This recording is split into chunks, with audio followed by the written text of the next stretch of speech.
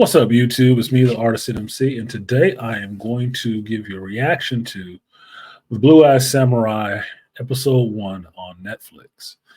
Now, I had some time Sunday, it was late, and I had some time to watch Blue Eye Samurai. I only had a chance to watch the first episode because it was an hour long, and so this review was happening pretty late in the evening. But I will say, overall, just to keep it brief, I did enjoy this episode. It was a good jumping off point, getting into this story and who this character of Mizu is.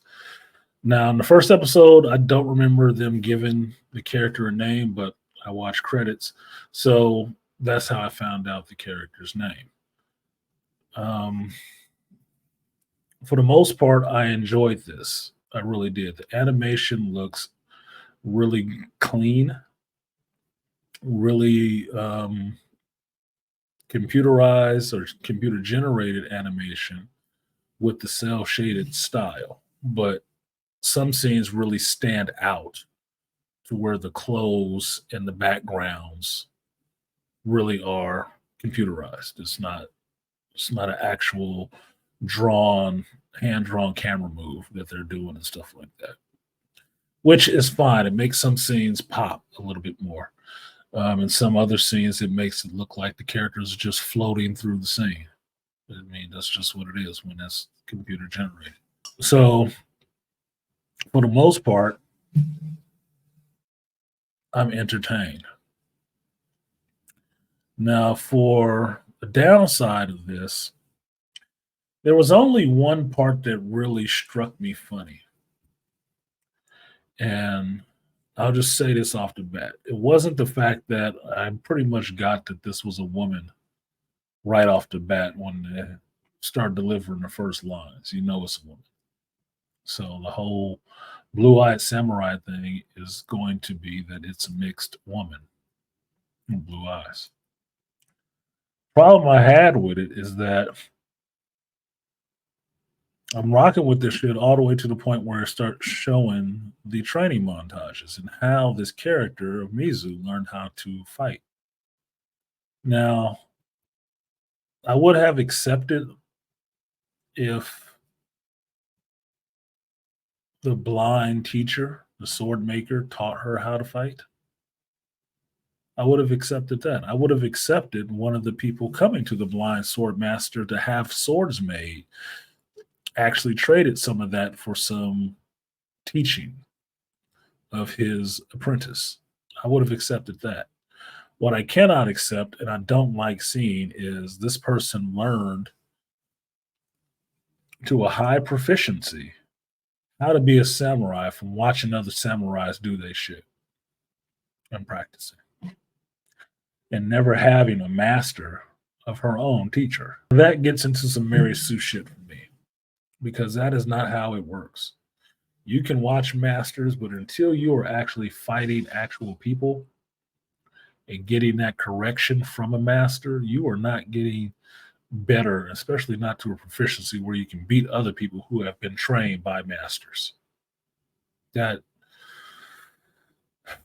I do not rock with that. Now, for the most part, that was the only issue I had with the whole episode. I don't have a problem with the character being a female. I don't. I know it's kind of a switch, and it makes me wonder about and the validity of this. This was a legend that happened during this time of Japan. Well, since it's a blue-eyed woman, I find that kind of hard to believe. I do, especially when you're showing the way she learned. That's some modern new age shit. I just got better by watching them do it. Who said that was the best person to teach you visually? So that part bothered me. But as much as that part bothers me, it doesn't take away from the fact I would accept a female samurai. I would. I would accept a female samurai being the lead in the story. But the fact that it's a female samurai makes me wonder about the validity or the truth of this story. That it may not be legendary, it may be completely made up. Now, the other question I have is this: is that does it happen around the same time of Yatsuki or Yasuke? I'm probably saying it wrong, but the Black Samurai that was roaming around Japan about this time. Now, I have to go back and watch Yasuke to find out if this time frame is the same, but that is also a character from Japanese history of the Black Samurai. So what we got? We got black samurais and blue-eyed samurais walking around at the same time, or were they in different time periods? I need to know this because even in this anime, they show you how Japan, in some ways, is kind of racist, and not racist in the American sense, racist in the sense that they only like themselves. They only want to see themselves because they saw what Europeans did to their country as demonic. So they have a big distrust for them, which they should. But I would like to know the time frame on Yatsuke. I keep saying it 15 different ways to make sure that what time frame this is all happening in. Now, show has been out for a while on Netflix, and I don't really want to spoil it. And because it's late, I just want to get this in and give you my reaction and let you know what I thought of it so I can move on to the other episodes later. For one episode, it was good. There was a lot of action. The fight scenes in it were actually very decently choreographed with some stuff I had not seen before. And visually, it was pleasing to see how the fights went down. The story with Akima, the princess, and Taigen, the fisherman samurai who is set to marry her, is interesting in the sense that it's going to take a turn next episode because he lost his top knot. That's a status symbol. He has just lost his major status symbol. That's going to have some effects, especially on their relationship. So I'm interested to see where that goes. Mizu's whole revenge story of the people that she's looking for and the people that she wants to kill. I've said it before, I like revenge stories, so I'm not mad about that at all. I'm just really trying to see if she has the skills to make this stuff happen. Now,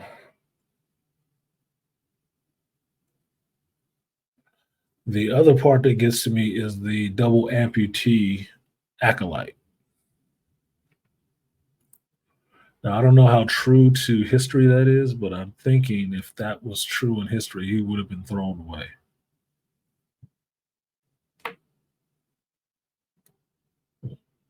I really wonder what he's going to feel here in this role as being her apprentice with no hands. What is his role going to be other than comic relief? I don't know. But for the most part, I did enjoy what I saw. Fight scene kind of sold me, but the direction of where this character is going has me interested because I want to see it develop. Even from the first episode, I want to see it develop to the next step because there's enough things that happen where you want to see what happens next. Okay, well and good. Now, there's 8 episodes of the show. That's one down. There's 7 to go.